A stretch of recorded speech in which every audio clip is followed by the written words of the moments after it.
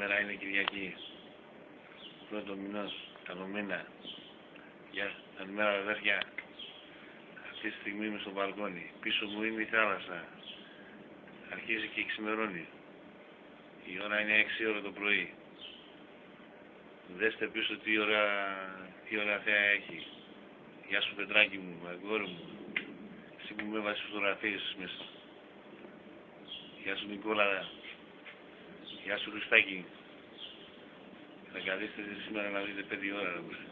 Σας ευχαριστώ πολύ. Τώρα 1 η ώρα το μεσημέρι θα φύγω από το ξενοδοχείο. Θα μας πάνε στην Ανίτα. Να μας μακιγιάρουν, να μας κάνουν, να μας φτιάξουν, να μας κάνουν ενημέρωση. Έχω έναν αποτυχίο και αυτός ψάχνει να βρει τέτοια περίπτωση. Και αυτό το λένε Μανώλη ζωγράφο, και έτσι θα μπορέσει να προχωρήσουμε παρακάτω. Αυτή τη στιγμή δεν στη τυχαία.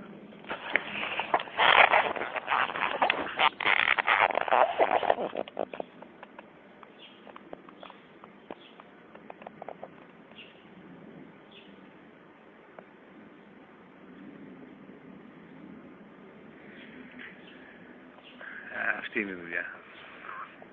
Αυτά είναι. Εδώ και η πισίνα είναι. Θες κάνω και μπάνιο βλέπω. Όταν είδα.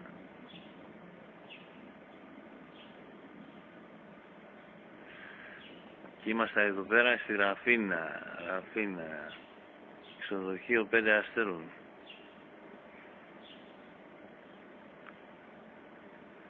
Με τους φοίνικες.